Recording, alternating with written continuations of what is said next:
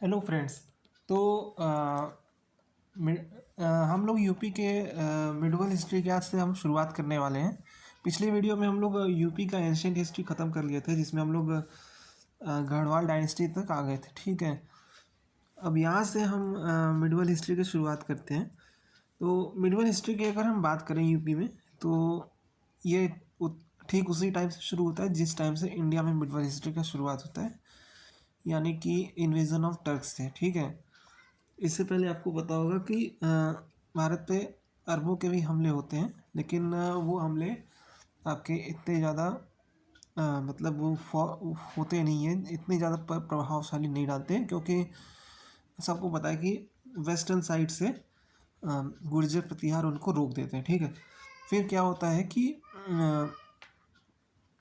11वीं सदी में 11वीं सदी के बिगिनिंग में, 10th सेंचुरी के एंड में और 11वीं सदी के शुरुआत में महमूद ऑफ गजनी इंडिया में इन्वेट करते हैं। और आपको पता ही होगा कि वो काफ़ी डीप तक चला आता है, करीब करीब वो मथुरा मथुरा और बुंदेलखंड के रीजन तक आ जाता है। ठीक है, काफ़ी डीप तक इन्वेट करता है, लेकिन फिर भी वो यूपी में या फिर इंडिया में ऑल ओवर ऑल टुगेदर अगर हम बात करें तो इतना ज़्यादा इम्पैक्ट इस हिसाब से नहीं। उसका मकसद ये रहता है कि इंडिया के जितने भी वेल्थ रहती है उसे वो एक्यूमुलेट करके अपने देश गजनी चला जाए। ठीक है, लेकिन उसका कोई यहाँ पे एम्पायर बिल्डिंग का या एम्पायर एक्सपेंशन का कोई ऐसा मकसद नहीं था।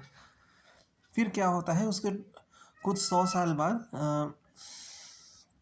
करीब करीब 1176 में 76 से इंडिया में मोहम्मद ऑफ गोर इंडिया पे इन्वेट करता है। ठीक है, जिसे मोहम्मद गोरी कहा जाता है।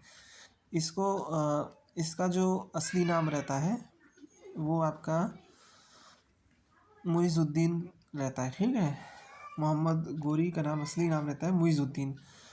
तो ये बेसिकली गोर का एक अमीर रहता है, और वहाँ से निकलता है ये, और फिर गजनी पे अटैक करता है, और गजनी पे अटैक करने के बाद ये फिर इंडिया पे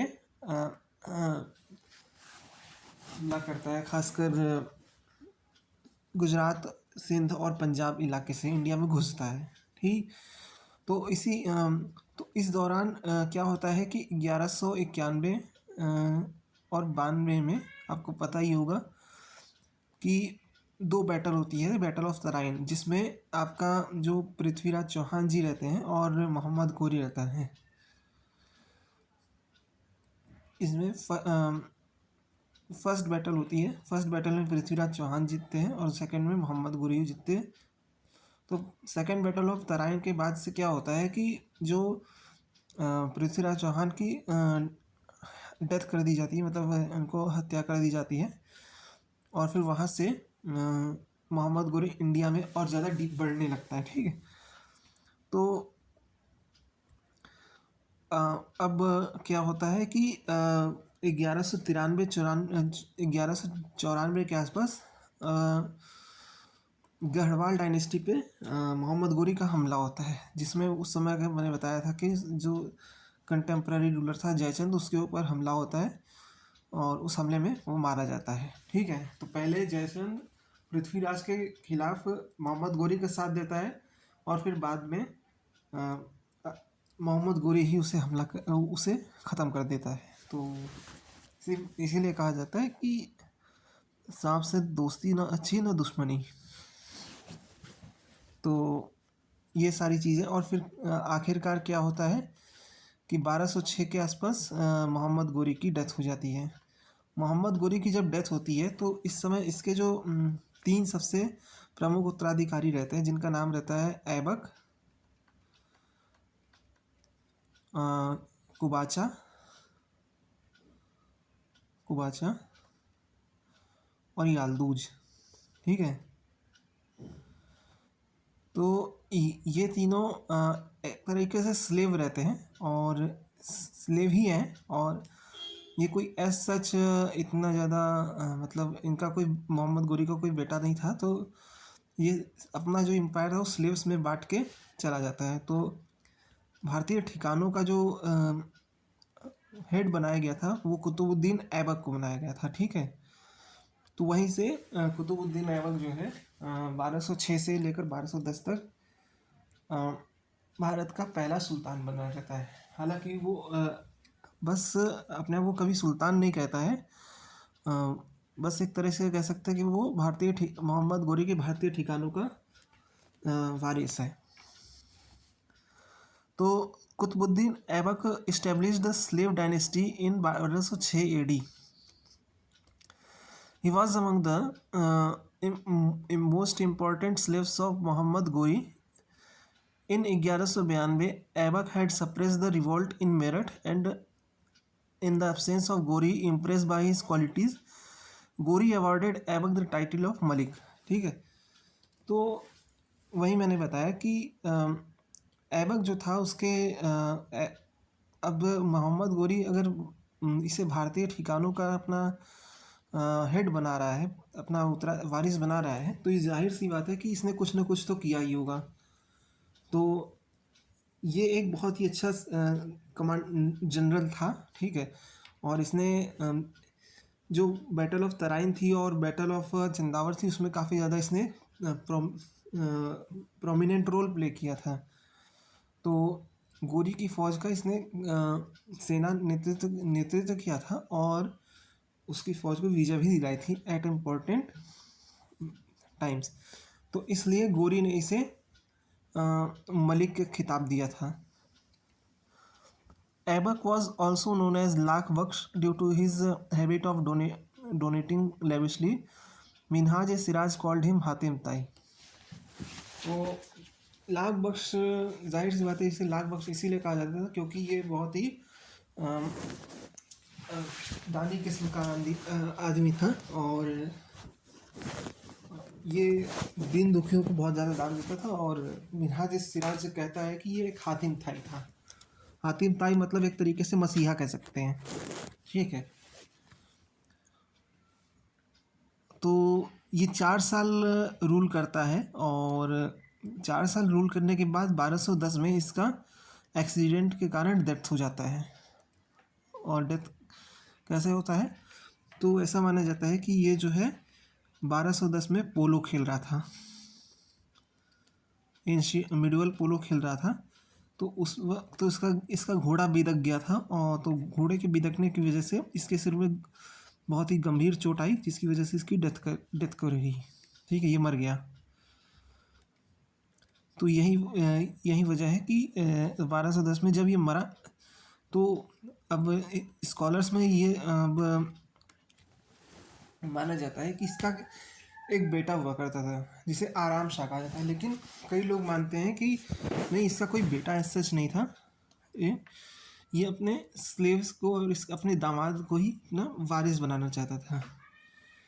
तो जो भी हो 1210 में इसका जो वारिस बनता है वो इल्तुमिश बनता है, जो कि 1210 से लेकर 1236 तक रूल करता है, राइट। अब इल्तुतमिश को real founder of Turkish empire कहा जाता है, यानी कि तुर्की साम्राज्य का वास्तविक संस्थापक माना जाता है इसे। और ऐसा क्यों, तो सबसे पहले तो इसने ये पहला ऐसा राजा मतलब वो रहता है, पहला ऐसा हेड रहता है जिसे खलीफा की तरफ से सुल्तान का टाइटल मिलता है, ठीक है।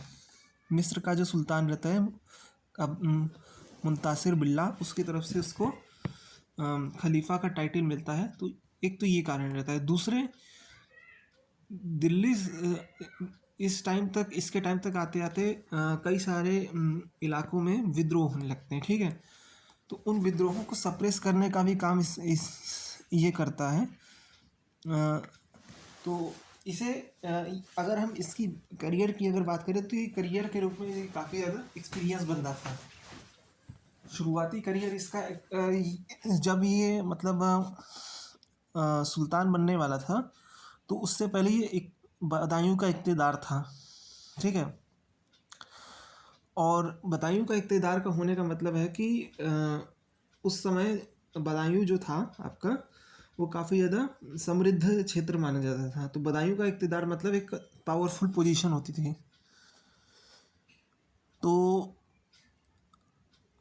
उस समय उसके साम्राज्य जो था, उसकी जो दिल्ली सल्तनत की जो राजधानी थी वो लाहौर हुआ करती थी।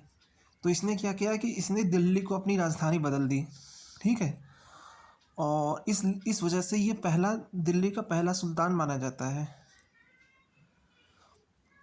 ये जो था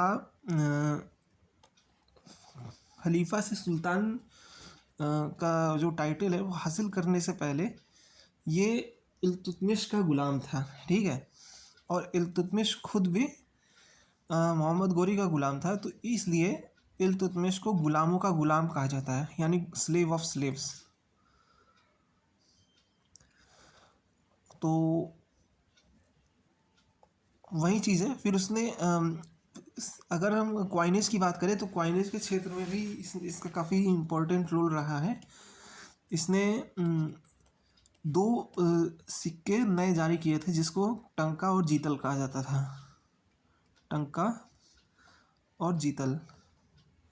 टंका was basically silver coin and जीतल was copper coin.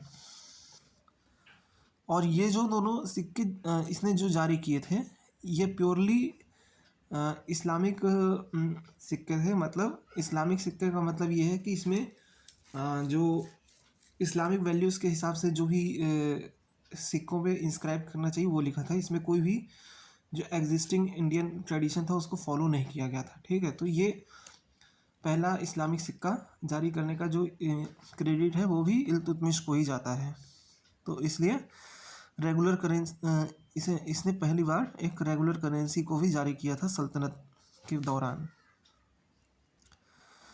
Silver coin जो सिल्वर टका होता था, टंका या टका जो भी था उसको वो 175 ग्रेन का होता था और उसे टंका। और जो जीतल होता था वो चांदी का तांबे का सिक्का होता था, ठीक है। इसी के टाइम पे कहा जाता है कि जो तुर्किश जो होते थे इसके टाइम पे जो है इसको मैं थोड़ा सा डिटेल में बता देता हूँ, ठीक है। तो इल्तुतमिश के बारे में सबसे पहले तो आपको पता होना चाहिए कि इसका जो रूल है ये आपको 1206 से लेकर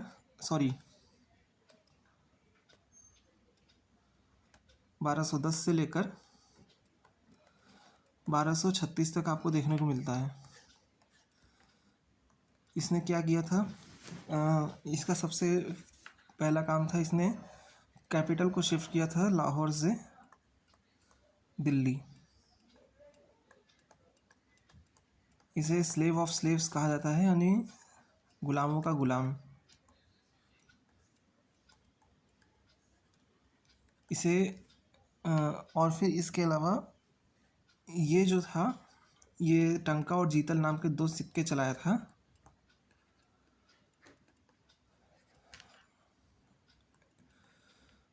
और सुल्तान बनने से पहले बदायूं का इक़्तिदार था, इक़्तिदार ऑफ बदायूं। इसके अलावा इसकी सबसे ख़ास बात ये थी कि ये जो था इसने 40 तुर्की नोबलों का एक समूह बनाया था जिसे तुर्कान ए चिहलगानी कहा जाता है, चिहलगानी, राइट। तो ये इसके कुछ काम थे और फाइनली इन्हीं सब कामों की वजह से इसे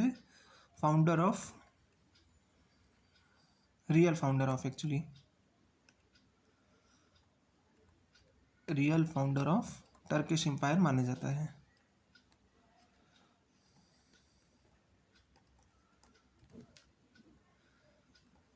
तो ये आपका इल्तुतमिश का चैप्टर यहीं पे ख़त्म होता है, ठीक है। फिर उसके बाद इल्तुतमिश की जब डेथ होती है तो अच्छा एक चीज़ और रह गई थी कि इसी के टाइम पे इंडिया पे चंगेज़ खान का हमला होने वाला था। लेकिन उसे टाल दिया गया था। ठीक है, चंगेज़ खान का कंटेम्प्रेरी था। क्या था कि ये जो था सुल्तान इल्तुतमिश, ये बेसिकली इसके टाइम पे ख्वारिज़म का जो शाह था वो आपका आया था इंडिया में। ठीक है, मतलब उसके ऊपर हमला हो गया था चंगेज़ खान की तरफ से।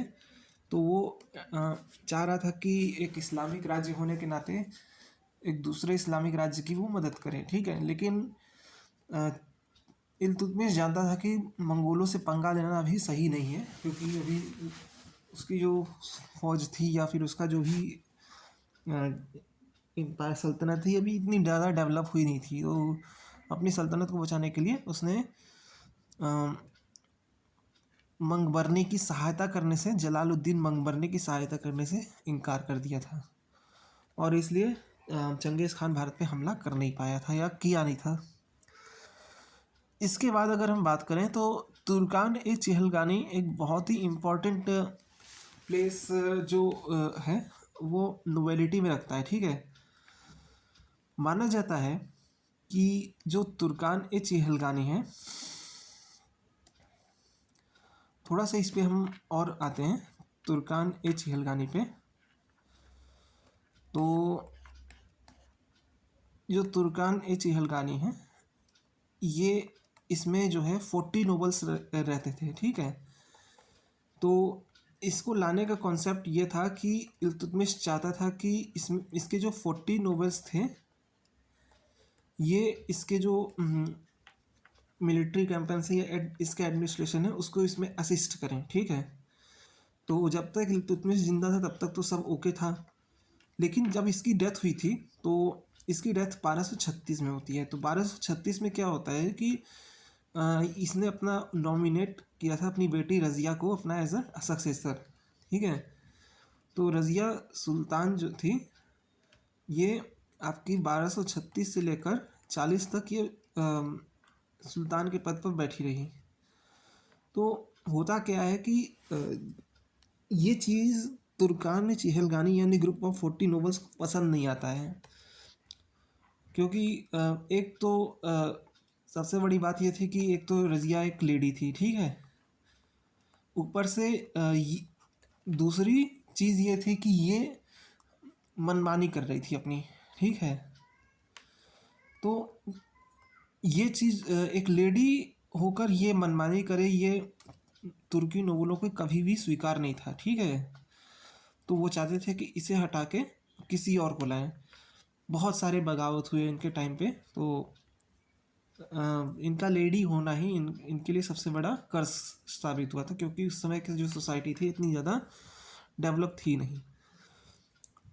फिर उसके बाद इनकी डेथ के बाद इनके खिलाफ कई सारे षड्यंत्र थे, और फाइनली जो है 1240 में इनको असैसिनेट करके बहराम शाह दिल्ली का सुल्तान बनता है। ये 2 साल तक रूल करता है, 42 तक, 1242 तक। और इन 2 सालों में बहुत ही ज़्यादा वायलेंट किस्म का ये एक वायलेंट किस्म का सुल्तान रहता है, और इसने कई सारे खून खराबा किए थे। तो ये सारी चीज़ें थी 1242 से लेकर तो 1242 में इसकी हत्या कर दी जाती है, और ये कांड भी तुर्कान चिहलगानी करता है। फिर 1242 से लेकर 46 तक, ठीक है, 1246 तक फिर आता है और भी कई सारे जो एक आता है वो भी इसको भी हटा दिया जाता है। तो फिर कुल मिला के 1246 में नसीरुद्दीन महमूद आता है, और इसका साथ देता है बलबन। ये थोड़ा सा विवेकी किस्म का बंदा रहता है। 20 साल तक ये रूल करता है।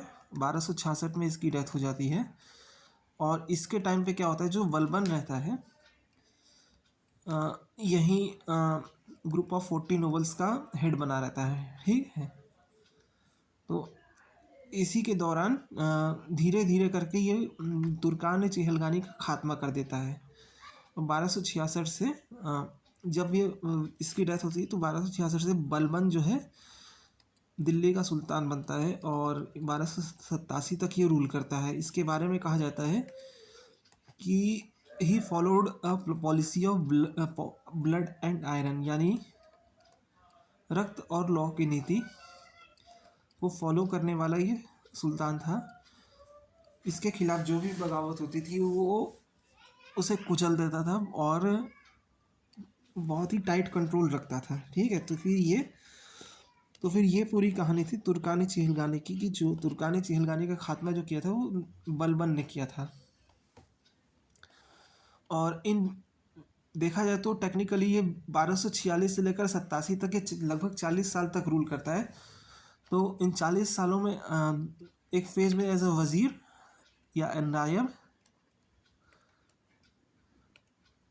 और एक फेज में एज अ सुल्तान के रूप में हमें इसका एडमिनिस्ट्रेशन देखने को मिलता है। तो इन दोनों फेज में इसका जो रहता है